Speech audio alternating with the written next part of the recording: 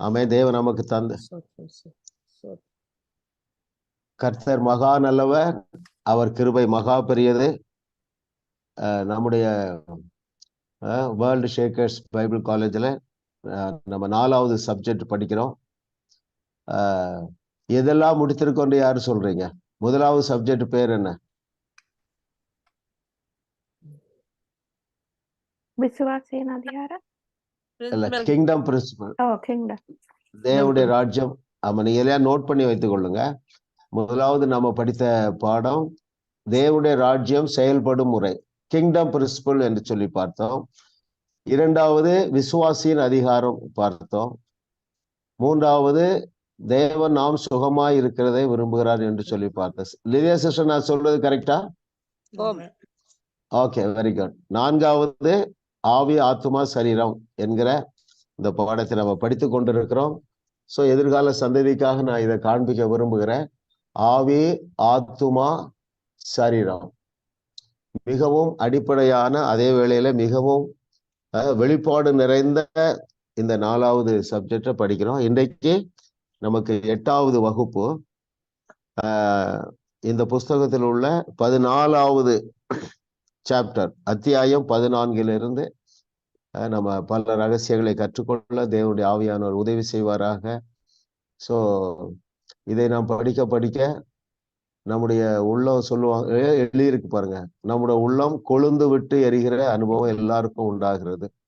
இதில் இன்னைக்கு பங்கு பெற்று இருக்கிறவர்களும், ஜூம் மீட்டிங்ல பங்கு பெற்று இருக்கிறவர்களும், யூடியூப்ல கலந்து கொள்ளுகிறவர்களும், எதிர்காலத்துல இதை யூடியூப்ல பார்க்க போகிற அனைவருக்கும் இது மிகப்பெரிய ஆசீர்வாதத்தை கொண்டு வரும் என்பதில் எந்த விதமான சந்தேகம் இல்லை. தொடர்ந்து தேவனுடைய ஆவியானவர் நம்மை சகல சத்தியத்திற்குள்ளேயும் நடத்துவாராக. இப்பொழுது நம்ம வகுப்புக்கு சென்று விடலாம்.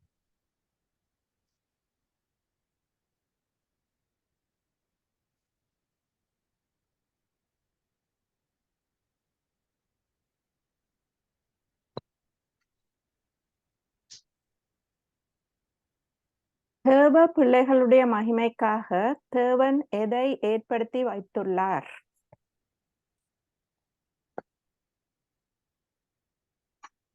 S, great sister. பாஸ்டர் 113வது பக்கத்துல தேவ ஞானத்தையே பேசுறோம். தேவ ஞானம், உங்கள் ஆவியான தேவ ஞானத்தை. Very good. Okay, very good. அது யாருடைய மகிமைக்காக? அந்த வசனத்தை வாசித்துங்களா? நீங்கள் அந்நிய பாஷையில் பேசும் பொழுது உங்கள் ஆவியானது தேவனுடைய மறைந்திருக்கிற ஞானத்தை பேசுகிறது. அந்நிய பாஷையில் பேசுகிறேன் ஆவியினால இரகசியங்களை பேசினாலும் 1 கொரிந்தியர் 14:2 அந்த இரகசியங்கள் என்ன? உலக தோற்றத்துக்கு முன்னே தேவன் நம்முடைய மகிமைக்காக ஏற்படுத்தினதும் மறைக்கப்பட்டதுமா இருந்த இரகசியமான தேவ ஞானத்தையே பேசுகிறோம். 1 கொரிந்தியர் 2:7 இதைத்தான் அப்போஸ்தலனாகிய பவுல் பிரசங்கித்தார். அந்த 1 கொரிந்தியர் 2:7 வாசித்துருவோம். பைபிள்ல இருந்து வாசித்துருவோம்.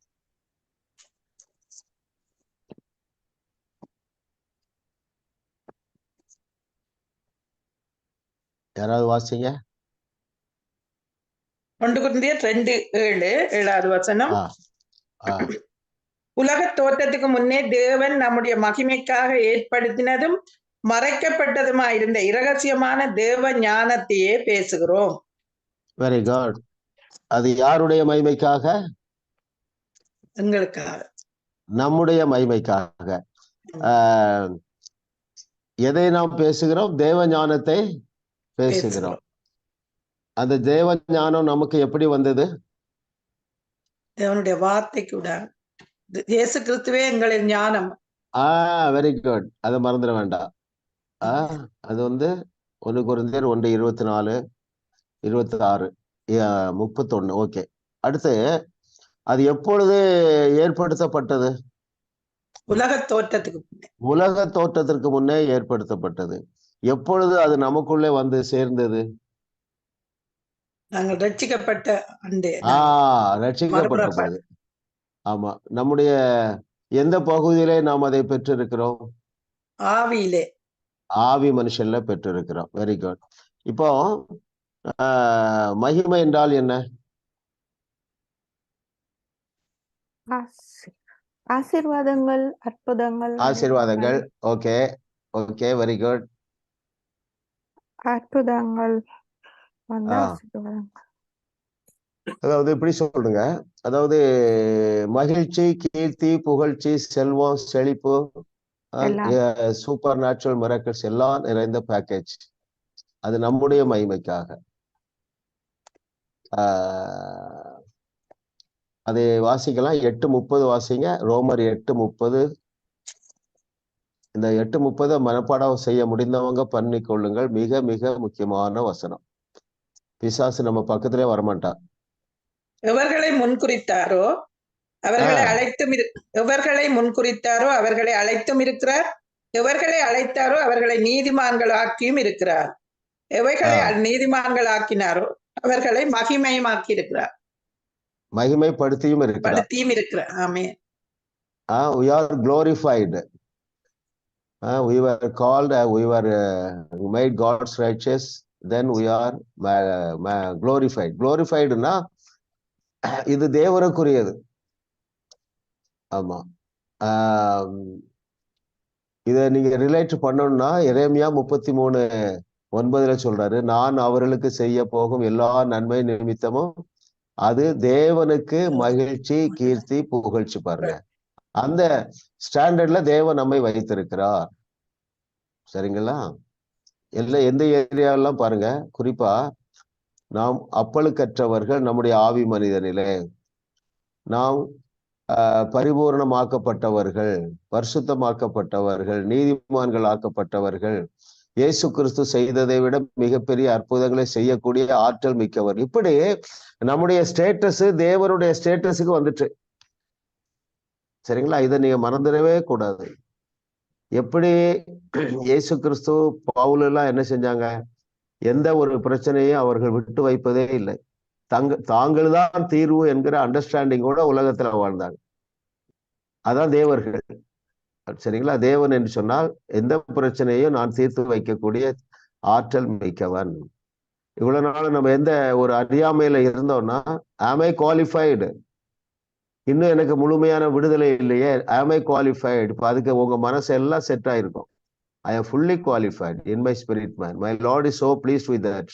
என்னை அழைத்த என் தகப்பனாகிய தேவன் என்னை குறித்து சந்தோஷமாய் இருக்கிறார். அந்த ஆவியான தேவன் என்னுடைய ஆவி மனுஷரை மாத்திரமே பார்க்கிறார்.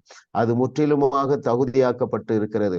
முற்றிலுமாக சூப்பர் நேச்சுரலா பெர்ஃபார்ம் பண்றதுக்கு சூப்பர் நேச்சுரல் வல்லமையினால் நிறைந்திருக்கிறது. இதெல்லாம் அறிந்து கொள்ள இல்ல, பவுலுக்காக நன்றி சொல்லணும். பாருங்க, தேவனுடைய பிள்ளைகளாகிய நம்முடைய மகிமைக்காக அந்த தேவ ஞானத்தையே நம்ம பேசுகிறோம். Very good. 2வது கொஸ்டின் போயிடும்.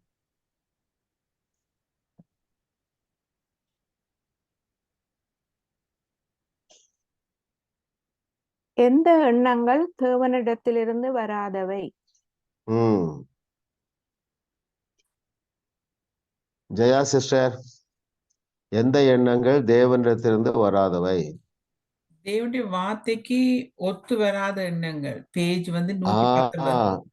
Very good, very good, very good, very good. ரொம்ப முக்கியம். பாருங்க,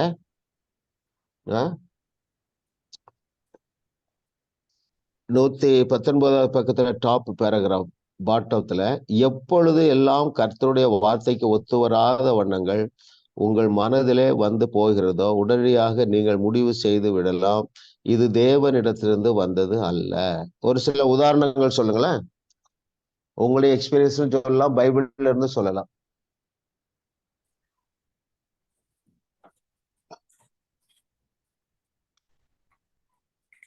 I have a personal testimony. இதை பத்தின ஒரு காரியம் என்னோட சொந்த வாழ்க்கையில நான் அனுபவிச்சேன் பிரதர். ஒரு காலகட்டத்துல என்னுடைய ஹஸ்பண்ட் வந்து ஒரு பிசினஸ் செய்து அதுல நிறைய பணத்தை முதலீடு செய்து அதனால பார்க்கும்போது தோல்வி மாதிரி தெரிஞ்சிச்சுது. அதை நான் ரொம்ப கற்பனையில இந்த மனசுல தோல்வியில முடிஞ்சு நான் ஒன்றுமில்லாம போயிடுவேன்னு சொல்லி ஒரு காலகட்டத்துல, இது வந்து இயர் 2000ல நடந்தது, அதை ரொம்ப இமேஜின் பண்ணி அந்த நெகட்டிவான காரியங்களை நான் என்னுடைய சொந்த எண்ணங்கள்னு சொல்லி நான் அதை உள்வாங்கி அதனால சில தீமையான அவுட்கம்மை நான் சந்திச்ச பிற்பாடு ஆவியான எனக்கு சொல்லி கொடுத்தார், அது உன்னுடைய எண்ணங்கள் அல்ல, நீ வார்த்தைக்கு முறை நான் சிந்திச்ச காரணத்தினால அதை கற்பனை பண்ணி ரொம்ப சரீரத்திலையும் சிக்காகி ரொம்ப டிப்ரெஸ்ட் ஆகி அதுக்கப்புறம் பரிசுத்த ஆவியான உயிர்ப்பிச்சு பிறகுதான் நான் உற்சாகமா கர்த்தருடைய பணியை செய்ய கர்த்தர் எனக்கு உதவி செய்தார். அந்த வார்த்தைக்கு மாறான எண்ணங்கள். இப்ப எனக்கு அந்த நேரத்துல அவர் எனக்கு தரித்திரரானார், இந்த ஐஸ்வர்யத்தை எனக்கு கொடுத்திருக்கிறார் என்ற வார்த்தை தெரிஞ்சிருந்துச்சு. ஆனா அதை நான் பிராக்டிஸ் பண்ணல. கரெக்ட். ஓகே, இப்போ இதுல எந்த வசனத்தை நம்ம நினைக்கணும்? அவன் செய்வது எல்லாம் வாய்க்கும். வாய்க்கும். ஆமென். அவன் செய்வது எல்லாம் வாய்க்கும் இல்லையா? தவறான தொழில் நம்ம செய்ய போறது இல்ல. அது நல்ல அப்படி இன்னும் 1-2 எக்ஸ்பீரியன்ஸ் கூட சொல்லலாம். நான் ஒரு தவறான மனுஷனை கல்யாணம் பண்ணிட்டேன் அப்படின்னு சொல்லி கூட எனக்கு தேவன் அந்த நேரத்துல அப்படி ஒரு நெகட்டிவான தோட் எனக்கு வந்தது பிரதர். சிஸ்டர், அந்த எண்ணம் வராத நபர் யாருமே கிடையாது. அந்த நேரத்துல வார்த்தைக்கு முரணான அந்த காரியம். ஆமா ஆமா ஆமா. இதுல பாருங்க, நம்ம எந்த அளவுக்கு திங்க் பண்ணோம்னா, ஒரு தவறான முடிவு எடுத்திருந்தாலும் அந்த தீமையும் தேவன் நன்மையாக மாற்றுவார். இது உண்மையிலும் உண்மை. ஏனென்றால் அவருடைய பிள்ளைகளாகிய நம்முடைய வாழ்க்கையை சம்பந்தப்பட்டது. சரிங்களா? ஸோ அதெல்லாம் நம்ம ஓவர் கம் பண்ணிட்டோம். எல்லாருக்கும் அந்த எண்ணம் உண்டு. பாருங்க, ஒரு பிரச்சனை வந்த உடனே இது தேவனுடைய சித்தம் இல்லையோ? அதனாலதான் நான் அதை ஜெயிக்கிறது தான் நான் சொல்றேன். நம்ம செய்கிறது எல்லாம் நன்மையாகத்தான் முடியும். பைபிள்ல ஒரு சில உதாரணங்கள்லாம் நிறைய பார்க்கலாம். பாருங்களேன், பாருங்க, பெலிஸ்தர் தேவனுடைய ஜனங்களுக்கு விரோதிகள். அப்போ அந்த இடத்துல வெற்றிதான் தேவனுடைய பிள்ளைகளுடைய வெற்றி என்பது தேவனால் தீர்மானிக்கப்பட்டது. சவுல் மனதுல என்ன ஓடி இருக்கும்? இது ஒருவேளை தேவனுடைய சித்தம் இல்லையோ? இல்லையா? ஆனா அதே இடத்துலதான், அதே சூழ்நிலையில ஆட்டு இடையனுக்கு பாருங்க, அது என்ன சிந்தை? தேவனிடத்திலிருந்து வந்தது. பதில் என்ன பதில்?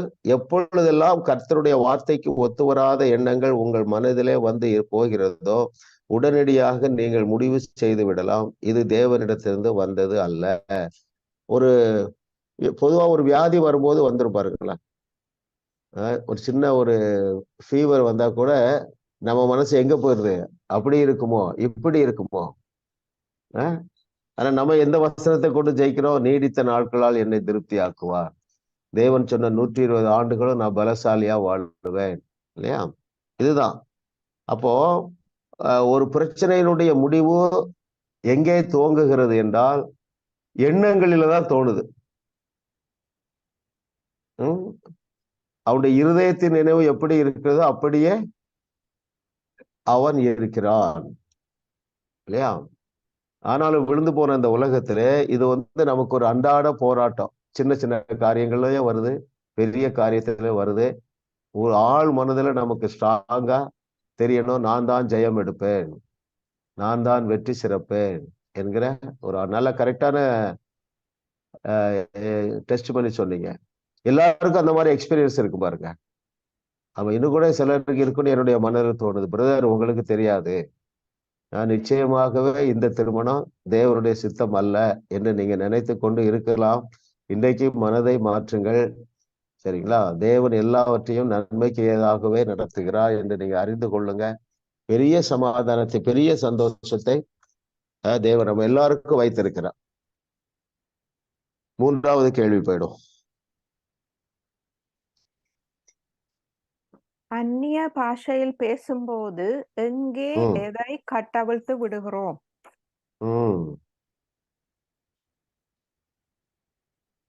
Yes sister ஸ்ரீஃபனிதியா. 111வது பக்கத்துல இருக்கு. அந்நிய பாஷையில் ஜெபிப்பது மற்றொரு முறையில் கிறிஸ்துவின் சிந்தையை கட்டவிழ்க்கும் வழியாகும். Very good. 115வது பக்கத்துல இருக்கு, அங்கே இருக்குது பாருங்க. 2லும் இருக்கு பாஸ், 2ம் எழுதி இருக்கிறேன். 15ம் இருக்கு. ரைட். ஆமா ஆமா. கேள்வி பதில் நான் சொல்லிடுறேன். அந்நிய பாஷையில் பேசும்போது எங்கே எதை கட்டவிழ்க்கிறோம் என்றால், இதுல பாத்துறோமா, 115வது பக்கத்துக்கு வாங்க. 115 மிடில், உள்ளிருந்து வெளியே. கர்த்தருடைய வார்த்தையை வாசிக்கும் பொழுது அந்நிய பாஷையில் ஜெபியுங்கள். அப்படி செய்யும் பொழுது வெளிப்பாட்டின் அறிவின் மூலமாக உங்கள் சிந்தனை மண்டலத்தில் கிறிஸ்துவின் சிந்தையை கட்டவிழ்க்கிறீர்கள். அப்போ ஒரு டவுட் வருது, ஒரு பயம் வருது இல்லையா, ஒரு அவிசுவாசம் வருது, ஒரு நடுக்கம் வருது என்று சொன்ன உடனே நம்ம என்ன செய்யலாம்? அந்நிய பாஷையில பேசுகிற கலாச்சாரத்தை நம்ம பெற்றுக்கொள்ள வேண்டும். சரிங்களா? சிந்தனை மண்டலத்தில் அப்ப பிரச்சனை முதலாவது எங்கதான் தோன்றுது? சிந்தையில தான் நமக்கு தோணுது. ஆமா, இதைத்தான் ஆவிக்குரிய போராட்டம் என்று சொல்லுகிறத நம்ம எடுத்துக்கொள்ளலாம். தோல்வியா வெற்றியா, ஆரோக்கியமா அல்லது இந்த வியாதி பெரிய வியாதியா மாறிடுமா இல்லையா? எங்கதான் தோங்குதுன்னா நம்முடைய எண்ணங்களிலே தோன்றுகிறது. எண்ணங்களுக்கு வேதம் கொடுத்திருக்கிற இன்னொரு பெயர் என்ன? ஆத்மா. ஆத்துமா, சோல். சரிங்களா? ஆமா, செக்குலர் வேர்ல்ட்ல கூட அதான் சொல்றாங்க, எண்ணம் போல் வாழ்க்கை. நம்ம எப்படி எண்ணுகிறோமோ அப்படி வாழுவோம். இது வந்து இட் இஸ் பிப்ளிக்கல். ஆமா, 23:7 நீதிமொழிகள்ல வாசித்திருங்களா? நீதிமொழிகள் 23:7.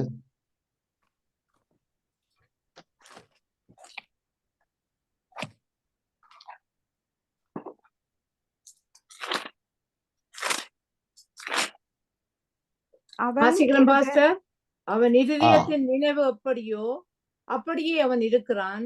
புசியும் பானம் பண்ணும் என்று அவன் உன்னோட சொன்னாலும் அவன் இருதயம் உன்னோட இராது.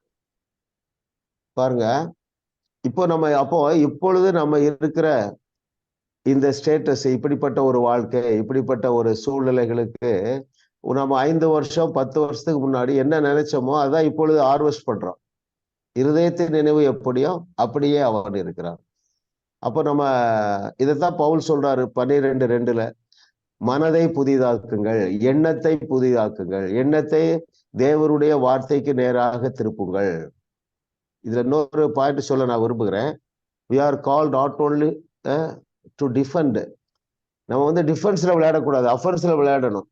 அப்படின்னா என்ன அர்த்தம்?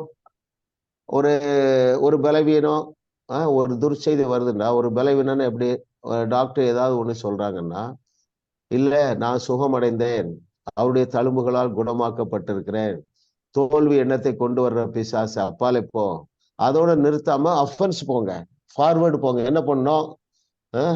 நான் வந்து மரித்தோரை எழுப்ப போறேன். பிசாச, you cannot disturb me. என்னுடைய விசுவாசத்தை நீ தொட முடியாது. நான் சுகமடைகிறது மாத்திரமல்ல, அநேக வியாதிக்காரர்களை நான் சுகப்படுத்துவேன். அப்படி அஃபென்ஸ் பிராக்டிஸ் பண்ணிருங்க. ஒரு துர்ச்செய்தி வருது, உங்க சந்ததியில யாராவது ஒருத்தர் தவறான வழியில போறாங்க, அதை கேன்சல் பண்ணுங்க. எங்க கேன்சல் பண்ணும்? உங்களுடைய எண்ணத்துல கேன்சல். பல போ சாத்தானே, நான் இதை ஏற்றுக்கொள்ள முடியாது, நான் சொன்னபடிதான் ஆகும் என்று வேத வசனம் சொல்லு. நான் சொல்லுகிறேன், என்னுடைய பேர பையன், அவன் பேரு என்னது, ராஜன், இயேசுவின் நாமத்தினால அவன் விடுதலை அடைகிறான் அப்படின்னு நீங்க அஃபென்ஸ் போங்க. இன்னும் நீங்க என்ன செய்யலாம்? அவனுடைய போட்டோ மொபைல்ல இருக்கிற கை வச்சு பேசுங்க. இயேசுவின் நாமத்தினால நான் கட்டளை இடுகிறேன், நான் சொன்னபடிதான் ஆகும் என்று என் இயேசு என்னை பற்றி சொல்லி இருக்கிறார். என்னுடைய நாவின் அதிகாரத்தை கட்டவிழ்க்கிறேன். இவன் இந்த பழக்கத்திலிருந்து வெளியே வரான், குடியிலிருந்து வெளியே வரான், ரட்சிக்கப்படுகிறான், சத்தியத்தை சரியாக அறிந்து கொள்ளுகிறான். இதுக்கு நம்ம சோம்பல் வரும், அதுக்கு அந்த சோம்பல்ல இருந்து வெளியே வரணும். இதை செய்யும் போது என்ன நடக்கும் பாருங்க. முதலாவது உங்க மனசுல ஒரு பீஸை என்ஜாய் பண்ணுவீங்க. அந்த பாரத்தை சுமக்க மாட்டீங்க. ஐயோ இவன் இப்படி இருக்கிறானே இல்லையா? உங்களுக்கு முதலாவது விடுதலை. நீங்க பேசும் பொழுது, பிராக்டிஸ் பண்ணும்போது உங்க இருதயத்துல மிகுந்த ஒரு தைரியம், சமாதானம் வந்துடும். ரெண்டாவது, இதை நீங்கள் மற்றவரிடத்துல சொல்லிக் கொடுங்க. அந்த ரிலேட்டிவ்க்கு சொல்லிக் கொடுங்க, உங்க பிள்ளைகளுக்கு சொல்லிக் கொடுங்க, உறவினர்களுக்கு சொல்லிக் கொடுங்க, நண்பனுக்கு சொல்லிக் கொடுங்க. கொஞ்சம் எடுத்து எழும்பி வாருங்க. நாம் சாதாரண வாழ்க்கையை வாழ முடியாது என்று தைரியமா சொல்லுங்க. நீங்க வேதத்தில் உள்ள மகத்துவங்களை கற்றுக்கொண்டு வருகிறீர்கள், எல்லாரும் ஒத்துக்கொள்வீங்க. நம்ம தேவனுடைய பிள்ளைகள் யாருமே ஒரு சாதாரண வாழ்க்கையை வாழவே முடியாது, சாதனையாளராக தான் வாழ முடியும். இப்படிலாம் நீங்க எடுத்து பேச பழகுங்கள். அவங்க ஏற்றுக்கொள்ளுகிறார்களோ ஏற்றுக்கொள்ளலையோ, நீங்க விதையுங்க, கட்ட விழுங்கள். சரிங்களா? யார் யாருக்கெல்லாம் அது முளைக்கணுமோ ஆவியானவருடைய பொறுப்பு. தைரியமா பேசுங்க, குதூகலமா இருங்க, மனநிலை எப்பொழுது பாதுகாத்து கொள்ளுங்கள். ஆமா, கிறிஸ்தவ வாழ்க்கையிலும் சரி, செக்குலர் வாழ்க்கையிலும் சரி, அல்டிமேட் என்ன, கல்மினேஷன் என்னன்னா, மகிழ்ச்சியா இருக்கிறதா, சந்தோஷமா ஜாலியா இருக்கிறதா. அதனாலதான் தேவனுடைய ராஜ்யம் எதுவும் அல்ல, எது புசிப்பும் குடிப்பும் அல்ல, பரிசுத்த ஆவியினால் உண்டாகும் சந்தோஷத்தில் சந்தோஷத்தை பாருங்க. யோவான்ல அதான் சொல்றாரு, என்னுடைய சந்தோஷம் அது மாறாது, என்னுடைய சந்தோஷம் அது நிலையானது, என்னுடைய சந்தோஷம் அது நிறைவானது. அப்போ சந்தோஷமா யாரால இருக்க முடியும்னா ஒரு நன்மையும் குறைவுபடாத வாழ்க்கையை வாழுகிறவர்களா. அப்போ அந்த ஒரு நன்மையும் குறைவுபடாத வாழ்க்கையை நாமும் நம்முடைய சந்ததியாரும் நம்முடைய நண்பர்களும் ஃபெலோஷிப்ல இருக்கிற எல்லாரும் என்ஜாய் பண்ணனா நீங்க எடுத்து பேசுங்க. ஒரு துர்ச்செய்தி வருது, தைரியமா பேசுங்க. சரிங்களா? நடக்காட்டாலும் பரவாயில்ல. சாத்ராக் மேஷாக் ஆபேத்நேகோ அப்படிதான் சொல்றாங்க. எப்பா எங்க தேவன் எங்களை தப்பு வைக்காட்டும் பரவாயில்லப்பா, நீர் நிறுத்தின போர் சிலையே வணங்க மாட்டோம். அப்போ நீங்க ஒருத்தருக்கு ஒரு ஆசீர்வாதத்தை சொல்லுறீங்க. சரிங்களா? ஒரு குழந்தைக்கு சொல்றீங்க, எப்பா நீ தான் டாப் ரேங்கர், 70 மார்க் 80 மார்க் வாங்குறான் உங்க பேர பிள்ளை. அவன் என்ன செய்யறான், உங்ககிட்ட பாட்டிமா நான் இன்னைக்கு எக்ஸாம் போறேன், நீ என்ன எக்ஸாம் கேட்குறீங்க? மேத்தமேட்டிக்ஸ். இயேசு நாமத்தினால நான் சொல்றேன், உங்களுக்கு அந்த நேரம் எந்த விசுவாசம் வருதோ அதை சொல்லுங்க. அட்லீஸ்ட் நீங்க என்ன சொல்லணும்னா 90+ சொல்லணும். தைரியமா சொல்லுங்க. 50 மார்க் வாங்குறவங்களுக்கு நீ 90+ சொல்லுங்க. உங்கள் விசுவாசம் பெருகிறோம். நீங்க என்ன சொல்ல ஆரம்பிச்சிருவீங்க, சென்டம் மார்க் வாங்குறா அப்படின்னு சொல்ல ஆரம்பிச்சிருவீங்க. நீங்க சொல்லாம யாரு சொல்லுவார்கள்? யோசிங்க. ஆமா, வேர்ல்ட் ஷேக்கர்ஸ் பைபிள் காலேஜ்ல படிக்கிறவங்களால தான் இப்படி எல்லாம் சொல்ல முடியும் பாருங்க. தைரியமா சொல்லுங்க. எந்த எந்த வசனத்தின் அடிப்படையில் நம்ம சொல்றோம் பெரிய பெரிய ஆசீர்வாதங்களை? சொன்னபடியே ஆகும். சொன்னபடியே ஆகும். அவ்வளவுதானே? Very good. You all R fully equipped to plus. பெரிய பெரிய ஆசீர்வாதங்களை சொல்றதுக்கு அவங்க எல்லாம் வந்துட்டு உங்களுக்குள்ள நீங்க பேசும் பொழுது, சின்ன ஃபேமிலியில ஏதாவது கூடும் பொழுது டைம் இருந்தா இதை பேசுங்க. நம்ம இங்க டிஸ்கஸ் பண்றத நீங்க நோட்ல எல்லாரும் எழுதுறீங்க, அதுல ஒரு அண்டர்லைன் பண்ணி திஸ் இஸ் ஃபார் டிஸ்கஷன், எஃப்டின்னு போடுங்க, ஃபார் டிஸ்கஷன். அப்ப என்ன செய்யணும், ஏதாவது வாக்கு வரும்போது இதை நீங்க எடுத்து சொல்லலாம். பிள்ளைகளோட பேர பிள்ளைகளோட சாப்பிடும் பொழுது இப்படிலாம் இருக்குமா பைபிள்ல, அப்படிலாம் சொல்லலாம் இல்லையா? கர்த்தர் உங்களுக்கு ஞானத்தை தந்து இருக்கிறார். அந்த ஞானம் தேவ ஞானம். அந்த தேவ ஞானம் எதற்காக நமக்கு கொடுக்கப்பட்டிருக்கிறது என்றால் நம்முடைய மகிமைக்காக. Very good. 4வது கொஸ்டின் போயிடலாம். வெளிப்பாட்டை வேகமாக பெற்றுக்கொள்ள செய்ய வேண்டிய 3 யாவை?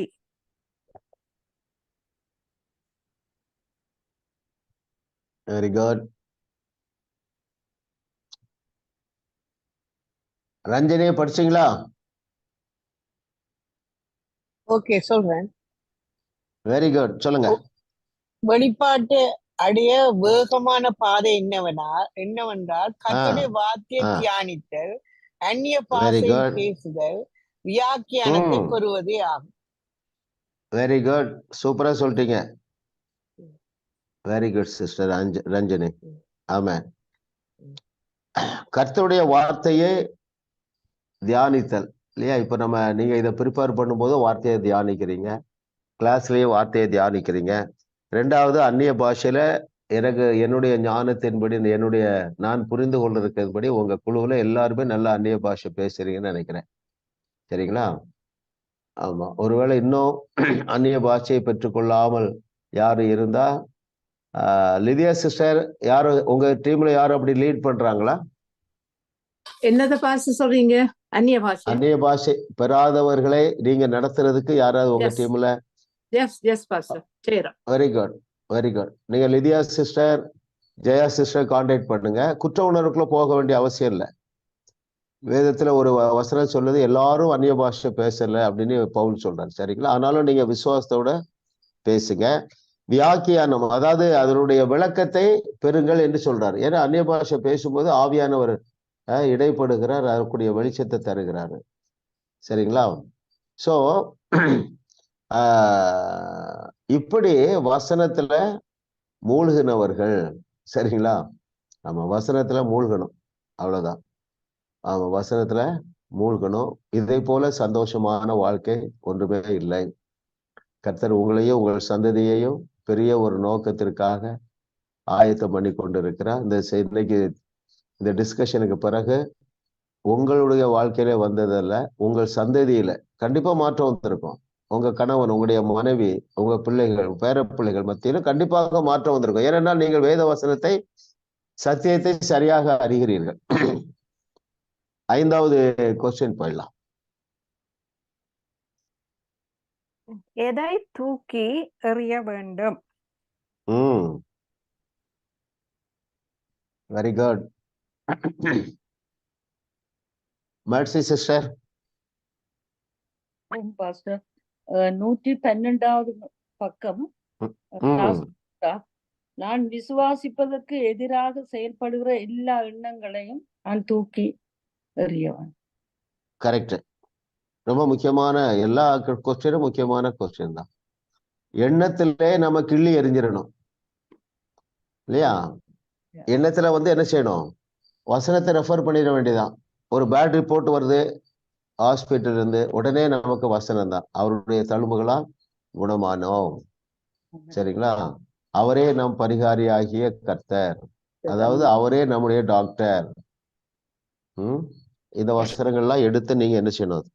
அப்போ எண்ணத்திலே கிள்ளி எறிய வேண்டுமா என்ன நீங்க எழுதி கொள்ளலாம். எண்ணத்திலேயே, எண்ண நிலையிலேயே கிள்ளி எறிஞ்சிடணும். அது ஒரு ஆவிக்குரிய போராட்டம். ஆனா உள்ள போகும். இது இப்படி மாறிடுமோ, அப்படி மாறிடுமோ, பிள்ளைகளுடைய வாழ்க்கையில அப்படி மாறிடுமோ, இப்படி. இதை நீங்க வேற ஆப்ஷனே கிடையாது பாருங்க. அப்படின்னா என்ன பொருள்? நீங்கள் விரும்பாத ஒரு காரியத்தை உங்க ஃபேமிலியில யாராவது செஞ்சாங்கன்னா அதை எதிர்த்து நில்லுங்க. தலைப்போ சாத்தானே, கண்டிப்பா அவர் அதுல இருந்து வெளியே வர்றாரு. எண்ணத்தை சரி பண்ணுங்க. பிசாசை, அவிசுவாசத்தை தர்ற பிசாச அல்லது அவிசுவாசமாகிய பிசாச வெளியே போ. அவர் சமீபத்துல இருந்தா என்ன செய்யலாம்? உங்க கூட இருக்கிற ஒரு நபர் வழி தவறி போகிறார் என்றால் என்ன விசுவாசத்துல கிரியை செய்யலாம்?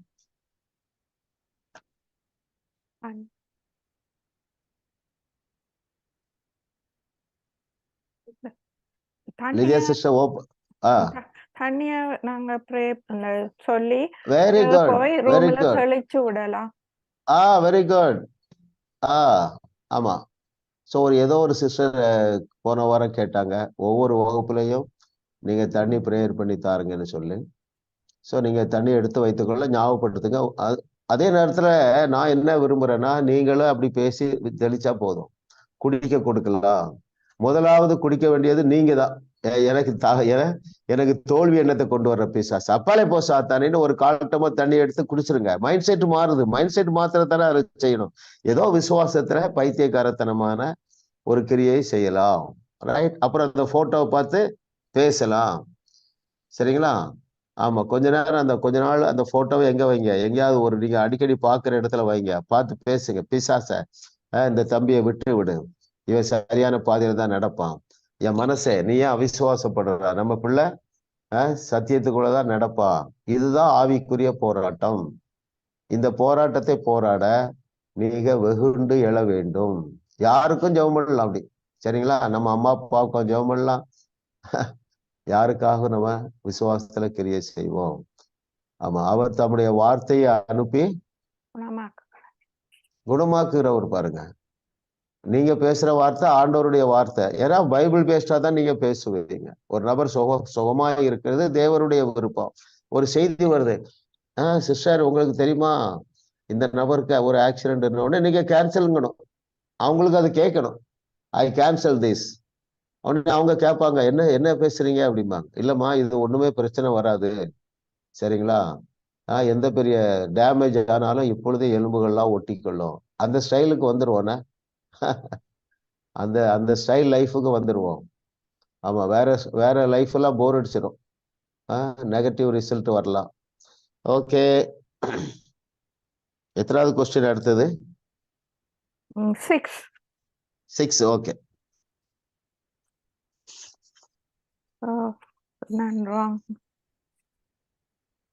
ஓகே, எது வெளிப்பாடு? அவ்வளவுதான், ரொம்ப சிம்பிள் கொஸ்டின். அடுத்தது யார் இருக்கிறாங்க? மெர்சி சிஸ்டர் ஆன்சர் பண்ணிட்டீங்களா?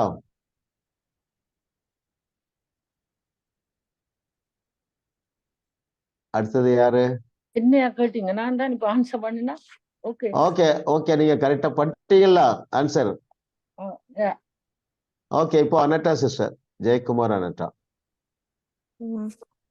பரிசுத்த ஆவியினால் மறுபடி பிறந்த எங்கள் ஆவியில் சாட்சி கொடுக்க எங்கள் ஆத்மாவானது கர்த்தருடைய வார்த்தையிலிருந்து பெறுகிற சத்தியமே வெளிப்பாடு. ஓகே, அது எங்களுக்குள் உயிர் பெறும் திடீரென்று. ஓகே, எந்த வசனம் சொல்லு, எந்த பகுதியில இருக்கு சிஸ்டர்? எத்தனாவது பேஜ்? நான் எடுத்தது 115 பாட்டம்ல இருந்து தொடங்கி 114. Okay, top. கரெக்ட். பாருங்க, அது இது ஃபுல்லாவே நான் வாசிக்கிறேன் பாருங்க. 115 பாட்டம் மோஸ்ட் என்னன்னா, வெளிப்பாட்டின் அறிவானது பரிசுத்த ஆவியினால் மறுபடி பிறந்த உங்கள் ஆவியில் சாட்சி கொடுக்க உங்கள் ஆத்துமாவானது கர்த்தருடைய வார்த்தையிலிருந்து பெறுகிற சத்தியமாக உள்ளது. நீங்கள் ஒருவேளை கர்த்தருடைய வார்த்தையை யோசித்து கொண்டோ கேட்டுக்கொண்டோ இருக்கும் பொழுது திடீரென்று அது உங்களுக்குள்ளே உயிர் பெறும். அதுவே வெளிப்பாடு ஆகும். ரைட்? அது எக்ஸாம்பிள் அடுத்த பேராகிராஃப்ல இருக்கு. இதை நீங்க அப்படி கொஞ்சம் அப்படியே இமேஜின் பண்ணுங்க, திங்க் பண்ணுங்க. உங்களுக்கு எல்லாருக்கும் அந்த அனுபவம் இருக்கும் பாருங்களேன். யாராவது கூட எக்ஸ்பீரியன்ஸ் எது இருந்தா நீங்க சொல்லலாம்.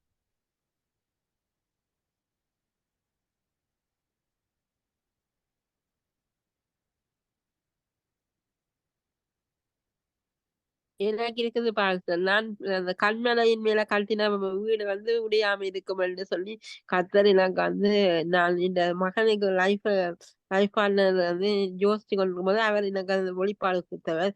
ரட்சிக்கப்பட்ட பிள்ளை தான் கல்யாணம் கட்டவனும் பிரஜாதி அந்த வெளிப்பாடு உயிர் பெற்றது எனக்கு. Very good. நமக்கு இந்த வகுப்பு இன்ட்ரெஸ்டா இருக்குது காரணமே அந்த ரெவலேஷன் நாலேஜ் தான். சரிங்களா? ஆமா, எல்லாருக்கும் நமக்கு அந்த எக்ஸ்பீரியன்ஸ் இருக்கும் பாருங்க.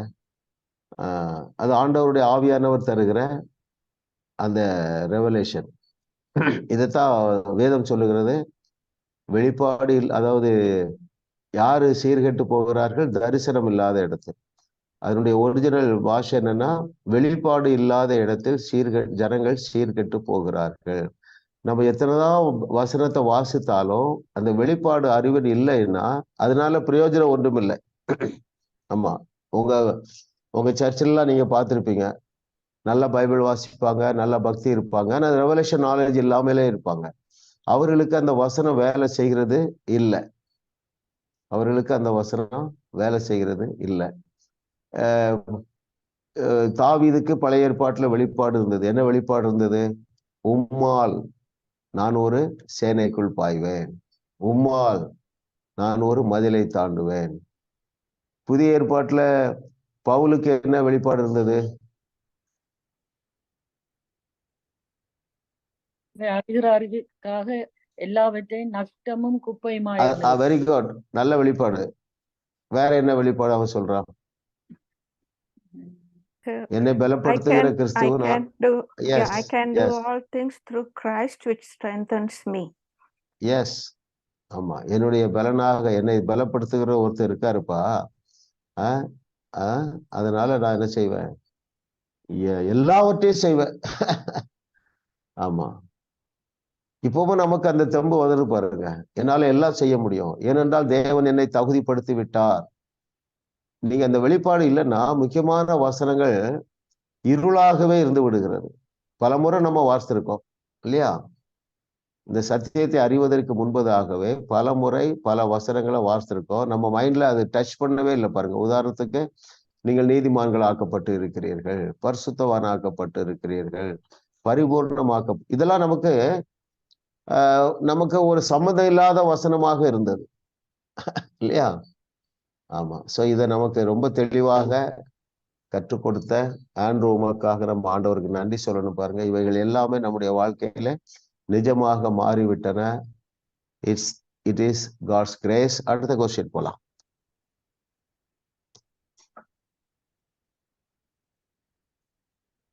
சத்தியம் எப்பொழுது நம் வாழ்வில் உண்மையாக அல்லது அனுபவமாக மாறும்? முக்கியமான கேள்வி இல்ல. சத்தியம் எப்பொழுது இல்லையா? நிறைய ப்ராமிஸ் இருக்கு, நிறைய வாக்குத்தத்தம் இருக்குது. அது எப்பொழுது நம்முடைய வாழ்க்கையில மேனிஃபெஸ்ட் ஆகும், வெளிப்படும்? ஏன் சிஸ்டர் மகேஸ்வரி சிஸ்டர்? ஸ்தோத்திரம். 100வது பக்கம் பாஸ்டர். அந்த கடைசி பந்தியிலே, எப்பொழுது உங்கள் சிந்தனை மண்டலத்திலே சத்தியத்தை ஏற்று அரவணைத்துக் கொள்கிறீர்களோ உங்கள் ஆவியானது அதோடு இணைந்து ஒத்துழைக்கிறது. இந்த இணைப்பு ஏற்பட்ட உடனே சத்தியமானது உங்களுக்குள் போய்விடுகிறது. இப்பொழுது அது உங்களுக்கு வெளிப்பாட்டாகவும் உண்மையாகவும் மாறுகிறது. Very good. இதுல நீங்க விளக்கி சொல்லுங்களேன், என்ன புரிஞ்சிருக்கீங்க? நாங்கள் அந்த எங்களுடைய சிந்தையில கர்த்தருடைய வார்த்தையை ஏற்றுக்கொண்டு அரவணைக்கிற வேளையில எங்களுடைய ஆவி சிந்தியோட ஒத்துழைக்குது, அதாவது ஆத்மாவோடு ஒத்துழைக்கிறது. இந்த இணைப்பு ஏற்பட்ட உடனே சத்தியமானது எங்களுக்குள் அது எங்களுக்கு வெளிப்பாடாகவும் மாறுகிறது. இன்னொரு இடத்துல இருக்கு பாருங்க, 111வது பக்கம் 3வது பேராகிராஃப்ல அதே விளக்கம் தான். தேவனுடைய வார்த்தையை வாசிப்பது ஒரு மனதை அடைவதற்கும் தேவனுடைய வல்லமையை விவரிப்பதற்கும் முக்கியமான வழியாக இருக்கிறது. எது? தேவனுடைய வார்த்தையை வாசிப்பது. அடுத்து, கர்த்தருடைய வார்த்தையினால் உங்கள் ஆவியின் சிந்தையானது கிறிஸ்துவின் சிந்தையோடு கூட முழுவதுமாக ஒத்து போகிறது.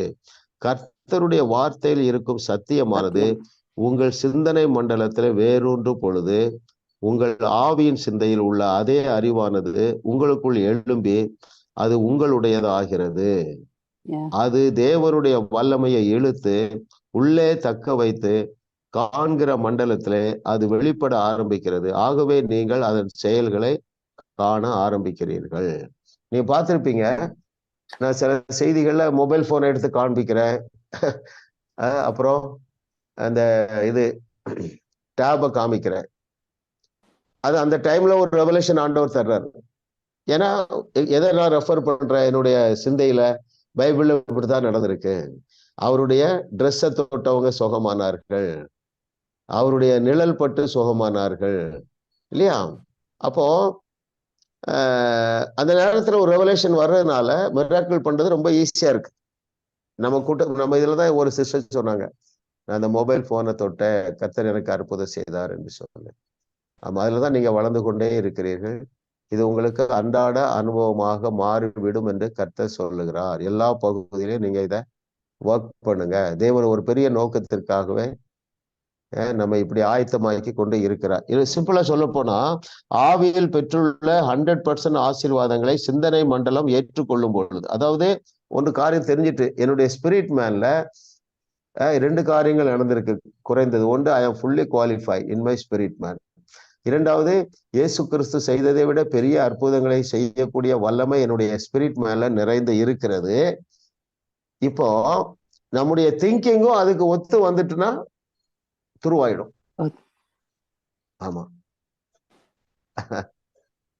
கர்த்தர் நல்லவர் பாருங்க, அவர் கிருபை என்றும் உள்ளது. நீங்க எல்லாம் சின்ன சின்ன அளவுல செய்ய கண்டிப்பா ஆரம்பிச்சிருப்பீங்க. அதை கண்டினியூ பண்றதுக்கு தான் நம்ம போட்டு திரும்ப திரும்ப என்ன செய்யறோம், இதை படிக்கிறோம். ஓரளவு வளர்ந்துட்டோம். ஆமா, இன்னும் களத்துல இறங்குற நேரம்.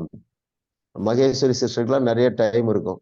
பழைய நண்பர்கள் எல்லாம் கூப்பிடுங்க, போன்ல கூப்பிட்டு எப்படி இருக்கிறாருப்பாங்க, கேளுங்க. அது ஏன் கேக்குறீங்க? என் ஹஸ்பண்ட் படுக்கையில இருக்காருப்பாங்க. பண்ணி எடுமா, பிளஸ் பண்ணி தரேன், கொடு. அற்புதம் ஆண்டவர் கண்டிப்பா செய்வாருங்க. அது நான் கிறிஸ்டியன்னா உடனே ஏற்றுக்கொள்வாங்க, கேள்வி கேட்க மாட்டாங்க. ஏன்னா கடவுள்ன உடனே அவங்களுக்கு ஒரு பயம் பக்தி வந்துருது. தேங்க்யூ லார்ட், நம்ம தான் நம்பி இருக்கிறார். எத்தனை பேர் பிலீவ் பண்றீங்க? 21ஆம் நூற்றாண்டுல பரலோகம் நம்ம தான் அப்பாயிண்ட் பண்ணி வைத்திருக்கிறது. ஆகினால்தான் நம்ம டைம் எடுத்து இதை கற்றுக்கொள்ள தேவன் நமக்கு விருப்பத்தையும் வாஞ்சையையும் வாய்ப்பையும் கொடுத்திருக்கிறார். யூடியூப்ல இணைந்திருக்கிற நீங்களும் சரி, எதிர்காலத்துல பார்க்க போற நபர்களும் சரி, அந்தந்த நூற்றாண்டிற்கு அந்தந்த தலைமுறையிலே வாழுகிற விசுவாசிகளை பரலோகம் இருக்கிறது. நம்மைத்தான் நம்பி இருக்கிறார். அந்த வாழ்க்கை இன்பமயமான வாழ்க்கை. இந்த மேலான காரியங்களை நீங்கள் அட்டெம்ப்ட் பண்ண குறைவானவைகள் தானாகவே டிசப்பியர் ஆயிடுது, மறைஞ்சு போகிறது. நிறைவானது வரும் பொழுது குறைவானது ஒளிந்து போகும், அது திரும்ப தலை தூக்காது. கர்த்தர் நல்லவர். அடுத்த கொஸ்டின் போயிடும். எவை இரண்டும் ஒத்து போகும்?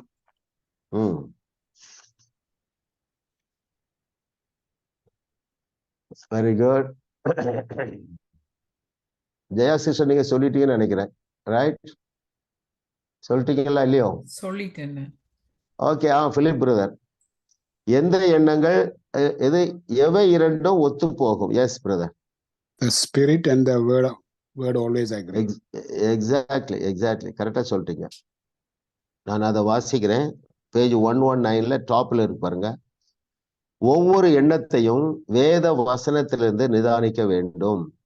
ஆவியும் வார்த்தையும் எப்பொழுதும் ஒத்து போகும். 1 யோவான் 5:7 என்ன சொல்லுது பார்த்துருவோம்.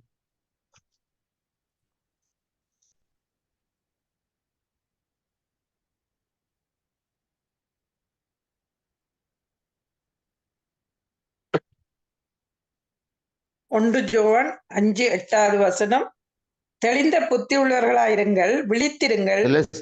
இல்ல சிஸ்டர், அது 1 யோவான் 5:7 வாசிங்க. பரலோகத்திலே சாட்சியிடுகிறவர்கள் மூவர், பிதா, வார்த்தை, பரிசுத்த ஆவி என்பவர்களே. இம்மூவரும் ஒன்றாயிருக்கிறார்களே.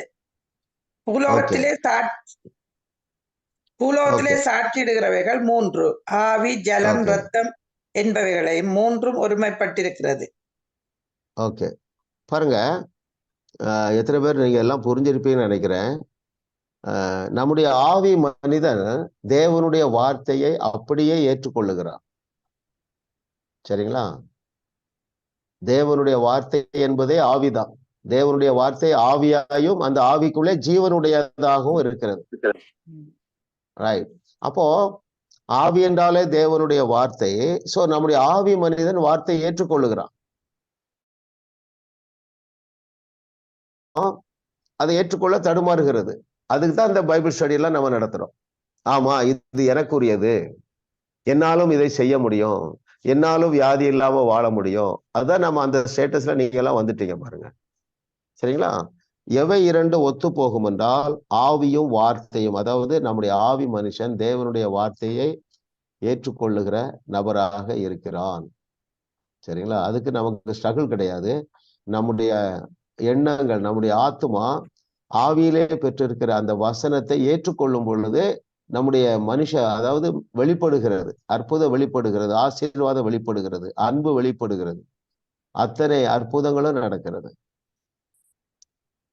9வது கொஸ்டின் போயிடலாம்.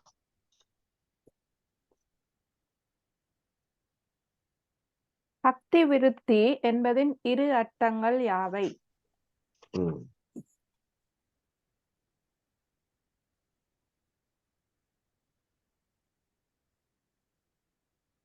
Very good. இதுவரைக்கும் சொல்லாதவங்க சொல்லலாம், வீடியோல வராதவங்க எல்லாம் சொல்ல. கேள்வி என்னன்னா, பக்தி விருத்தி என்பதின் இரு அர்த்தங்கள் யாவை? எழுப்பி கட்டுதல் அல்லது ஆவிக்குரிய வளர்ச்சியை ஊக்குவித்தல். ஓகே, அப்படின்னா ஏதாவது கொஞ்சம் விளக்கம் சொல்லுங்களேன். பக்தி விருத்தி என்பது நாங்க விருத்தியன இம்ப்ரூவ் பண்றது. ஆமா, வெரி குட். அதாவது வார்த்தையின் மூலம் நாங்க எங்களது இத இம்ப்ரூவ் பண்றோம்.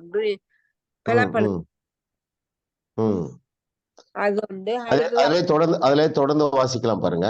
அதாவது 112 மிடில் பேராகிராஃப் பாருங்க. அந்நிய பாஷையில் ஜெயிப்பதாலே நீங்கள் உங்களையே ஊன்ற கட்டுகிறீர்கள். அந்நிய பாஷையில் ஜெபிக்கிறவன் தனக்கே பக்தி விருத்தி உண்டாக பேசுகிறான். பக்தி விருத்தி என்பதற்கு எழும்பி கட்டுதல் அல்லது ஆவிக்குரிய வளர்ச்சியை ஊக்குவித்தல் என்பது அர்த்தமாகும். உங்கள் ஆத்துமாதான் வளர்ந்து கட்டப்படுகிறது, ஏனெனில் உங்கள் ஆவி ஏற்கனவே பரிசுத்தமாகவும் பூரணமாகவும் இருக்கிறது. அதாவது நம்முடைய திங்கிங் உற்சாகம் அடைகிறது. எனக்கு கேரண்டடா சொல்ல முடியும், நம்ம வகுப்புக்கு ரெகுலரா வர்றவங்க கண்டிப்பா உங்களுடைய எண்ணத்துல ஒரு எண்ணம் இருக்கு, ஒரு உற்சாகம், ஒரு நம்பிக்கை, ஒரு குதூகலம், அது இல்லாம இருக்கவே முடியாது. அதற்கு அடையாளம் என்னன்னா, இப்போ ஆரம்பத்துல உங்க முகங்கள் சோர்வா இருந்தது. இப்ப எல்லா முகமும் ஒரு பிரகாசம் அடைச்சிட்டு பாருங்க. இப்ப நம்ம மறந்துட்டோம். ஏன்னா எல்லா முகமும் பிரகாசம் ஆயிட்டு. கரெக்டா? ஆமா ஆமா. அதுல சந்தேகமே கிடையாது. சரிங்களா? அப்போ நம்முடைய எண்ணத்திலே உயிர் மீட்சி, நம்முடைய எண்ணத்திலே ஒரு குதூகலம், நம்முடைய எண்ணத்திலே ஒரு நம்பிக்கை. இதுல நம்ம என்ன செய்யணும்னா வளர்ந்து கொண்டே இருக்க வேண்டும். எழும்பி கட்டுதல் அல்லது ஆவிக்குரிய வளர்ச்சியை ஊக்குவித்தல், அதுதான் பக்தி விருத்தி. அதான் நம்ம செய்யிட்டே இருக்கோம் பாருங்க. ஆவிக்குரிய வளர்ச்சியை நீங்க ஊக்குவிக்கிறீங்க, நல்லா ஹோம்ஒர்க் பண்ணிட்டு உட்கார்றீங்க, வகுப்புல இன்வால்வ் பண்றீங்க. இவைகள் எல்லாமே பக்தி விருத்தியை உண்டாக்குகிறது. எது பக்தி விருத்தி என்றால் உங்களுடைய எண்ணத்துல ஒரு டிவைன் பீஸ், டிவைன் கான்ஃபிடன்ஸ், இதெல்லாம் வருது பாருங்க. எழும்பி கட்டுதல், ஆவிக்குரிய வளர்ச்சி. இன்னும் டிசைர் கூடுது பாருங்க. ஐயோ, இன்னும் நான் இவரை அறியணுமே, இவரை அறியணுமே, இவரை அறியணுமே. எல்லா மேட்டரும் எல்லா ஆசீர்வாதங்களும் இதுல தானே இருக்கு இல்லையா? ஆமா, கர்த்தர் நல்லவர் பாருங்க. ஆமா, இப்ப நீங்க யோசித்து பாத்தீங்கன்னா அநேக சோர்வுகளிலிருந்து நீங்க வெளியே வந்திருப்பீங்க. அவநம்பிக்கை, அன்பிலீஃப், இந்த காரியம் தீமையா போயிருமோ, இந்த பையன் இப்படி தவறா போயிருவேனோ, அந்த எண்ணங்கள்லாம் மாறிட்டு பாருங்க. கண்டிப்பாக நீங்கள் அவருக்காக இப்ப ஜெபிச்சிருப்பீங்க. அவர் கண்டிப்பா விடுதலை பெறுவார், உங்களோட நல்ல ஐக்கியத்துல வருவார். காரணம் நீங்க நம்ப முடியாத சூழ்நிலையிலும் தேவனுடைய வாக்குத்தத்தங்களை நம்ப துவங்கிட்டீங்க.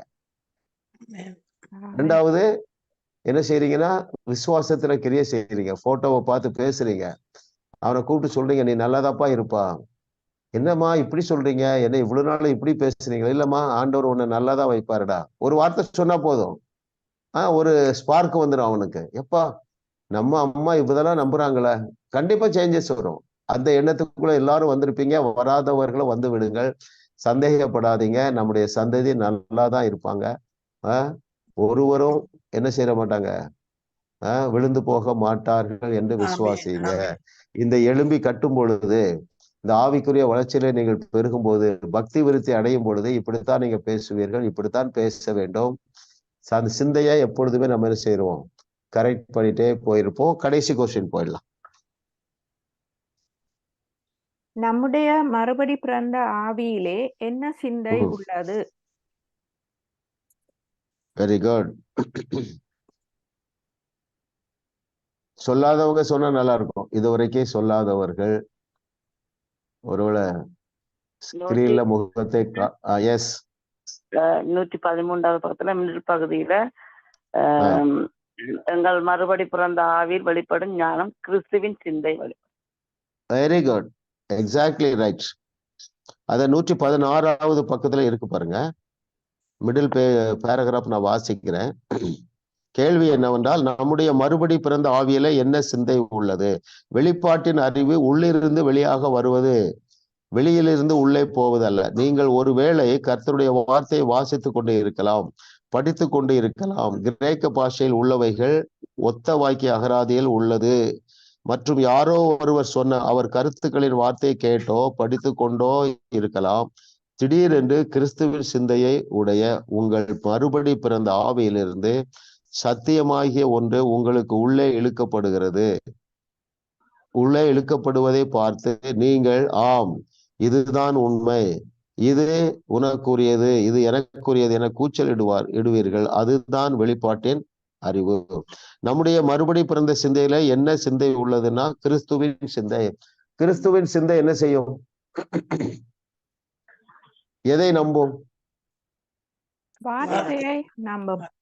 வார்த்தையை நம்பும். வேற எதை நம்பும்?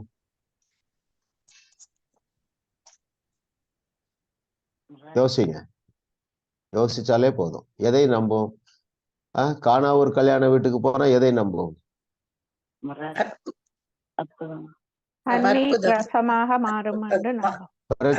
பிரச்சனையை தீர்த்து வைக்கக்கூடிய ஆற்றல் எனக்கு இருக்கிறது என்று நம்பும். கல்லறை தோட்டத்துக்கு போனா உயிரோடு எழுப்புகிற வல்லமை எனக்குள்ள இருக்கிறது என்று நம்பும். சத்துருக்கள் சூழும் பொழுது என்னை யாரும் தொட முடியாது. அதுதான், இதான் கிறிஸ்துவின் சிந்தை. ரைட்? 3 சொன்ன பாருங்க, பற்றாக்குறையை தீர்த்து வைக்க நேரம் வந்துட்டு இங்கிட்டு சிந்திக்குது. கிறிஸ்துவின் சிந்தை. மொத்தத்துல சொல்ல போனா எல்லா பிரச்சனையும் தீர்வு எனக்கிட்ட இருக்கிறது என்பது கிறிஸ்துவின் சிந்தை. அந்த தீர்வு எப்படித்தான் இருக்கும்? சூப்பர் நேச்சுரலா தான் இருக்கும். அந்த தீர்வு எப்பொழுது வரும்? உடனே வரும். ரைட்? நான் என்ன சொல்றேன், எல்லாருமே 50+ இருக்கிறீங்க, 60+ இருக்கிறீங்க. இந்த சிந்தைக்குள்ள வந்துருவோம். சூப்பர் நேச்சுரலா தான் இந்த பிரச்சனை தீரும். அப்ப சூப்பர் நேச்சுரலா தான் இந்த பிரச்சனை தேவன் தீர்த்து வச்சிருக்கிறார். பழைய ஏற்பாட்டிலே அதான் உதாரணமா இருக்கு. அப்ப இந்த பிரச்சனையை சூப்பர் நேச்சுரலா தீரும் என்ற ஒரு விசுவாசத்துக்குள்ள வந்தாதான் நீங்க தைரியமா பிளஸ் பண்ணீங்க. டேய் தைரியமா போடா, நீ சென்டர் வாங்குறா, நீதான் ஸ்கூல் டாப்பர். இத ஸ்கூல் டாப்பர்னு சொல்லும் பொழுது நமக்கு எந்த வசனம் ஞாபகத்துக்கு வரணும்? தலையாக வாழாமல் தலையாக இருப்பார். தலையாக இருப்பார். ஓகே இன்னும் ஒண்ணு கரெக்ட் தான். வேற என்ன வசனம் ஞாபகம் வரணும்? உங்க பிள்ளைய நீங்க எக்ஸாம் போகும்போது பிளஸ் பண்றீங்க, போன்லயோ நேர்லயோ, நீதான் இந்த எக்ஸாம்ல டாப் ரேங்கரா இருப்பான்னு சொல்லும் பொழுது நமக்கு என்ன வசனம் ஞாபகம் வரணும்? தேவனே ஞானமா அந்த வசனத்தை எடுத்து காட்டுங்க. பாருடா, you are not going to use human wisdom. God has become your wisdom. God made Jesus your wisdom. அப்படி சொல்லுங்க, உற்சாகப்படுத்துங்க. ரைட்? உங்க பிள்ளை ஏதாவது ஒரு கடன் பிரச்சனை இருக்கிறான், வழக்கு நடக்குன்னு வைங்களேன். எப்பா, அவர்களுக்கு காட் ஸ்ட்ரென்த் கிடையாதுப்பா, நமக்கு காட் ஸ்ட்ரென்த் இருக்கு. அது எந்த ஸ்ட்ரென்த் தெரியுமா? எடுத்து வாசி. 1 Corinthians 1st chapter verse 31. God made Jesus your divine wisdom. கர்த்தர் இயேசுவே நமக்கு தேவ பலன் ஆயிட்டாருடா. எப்படி நீ இதுல தோற்று போவா? நீதான் தப்பு பண்ணிருப்பா. சரியா? நான் அப்படிதான் பிளஸ் பண்றேன். யாராவது சொல்றாங்க, பிரதர் எங்களுக்கு இன்னைக்கு ஜட்ஜ்மெண்ட் பிரதர்,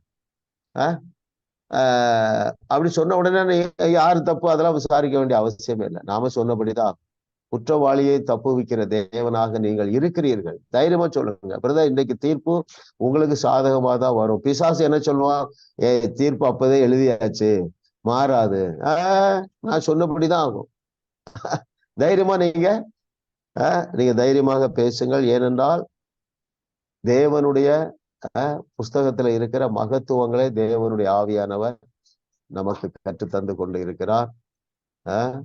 இப்போ நீங்க நம்ம ப்ரேயர் பண்ணி முடிச்சிடலாமா? அதுக்கப்புறம் நம்ம டிஸ்கஸ் பண்ணலாம். எப்படி சிஸ்டர்? ஓகே, தண்ணி வேணா நீங்க எடுத்துக்கிடுங்க. சரிங்களா? ஆமா, அது ஒரு ஆக்ட் ஆஃப் ஃபெய்த். இந்த சென்ஸ் உங்களுக்கு ஒரு நம்பிக்கை இருக்கும். என்ன நம்பிக்கை? பிரதர் ஜெபம் பண்ணிட்டாரு, அவ்வளவுதான். கொஞ்ச நாளுக்கு அப்புறம் நீங்களே பேசிடுவீங்க. சரிங்களா? இது சாதாரண காரியம் என்பதை நீங்கள் புரிந்து கொள்ளுவீர்கள். மிக சாதாரணமான காரியம். ஒரு முறை ராம்பாபு மீட்டிங்ல இருக்கும்போது ஒரு 1000 பேர் வந்திருந்தாங்க. அப்போ அவர் ரொம்ப லேட்டா வந்தாரு பாருங்க. மேடையில வந்தவொடனே சொன்னாரு, நான் லேட்டா வந்துறேன்னு நினைப்பீங்க. ஆனா நான் உள்ள வரும்பொழுதே உங்களுக்கு சிலருக்கு வியாதி நீங்கிட்டு கட்டி மறைஞ்சிட்டு செக் பண்ணி பாருங்கன்னு சொன்னார். எனக்கு அது ரொம்ப த்ரில்லாவே இல்லை, எக்ஸைட்டடா இல்லை. எல்லாரும் ரொம்ப எக்ஸைட் ஆனாங்க. காட்ஸ் கிரேஸ், நான் அந்த எக்ஸ்பீரியன்ஸ்ல வந்துட்டேன். நீங்களும் அந்த எக்ஸ்பீரியன்ஸ்ல வந்து கொண்டு இருக்கிறீர்கள். ஒரு சிலர் வந்து விட்டீங்க. இது ஒரு சப்ப மேட்ரு. தண்ணீர்ல பவர் டவுன்லோட் பண்றது சாதாரண காரியம். சரிங்களா? ஆமா. ஏனென்றால் காலத்தை பார்த்தால் போதகராய் இருக்க வேண்டிய நீங்கள் மாத்திரமல்ல, இயேசுகிட்ட கேட்ட சொல்லுவாரு, காலத்தை பார்த்தால் கல்லறை தோட்டத்தையே நீங்க காலி செய்கிறவர்கள். ஆமா, தலைப்பு எனக்கு ஒண்ணு கிடைச்சிட்டு பாருங்க. அடுத்த தலைப்பு, காலத்தை பார்த்தால் கல்லறையே காலி செய்கிற நீங்கள். ஒரு தலைப்பு வந்தோடனே உள்ள பைபிள்ல பாயிண்ட்ஸ் எல்லாம் வந்துரும் பாருங்க. வேதத்துல பழைய ஏற்பாடுலயும் கல்லறை தோட்டம் காலியா இருக்கு, புதிய ஏற்பாடுலயும் கல்லறை தோட்டம் காலியா இருக்கு. யாரு சொல்ல போறீங்க?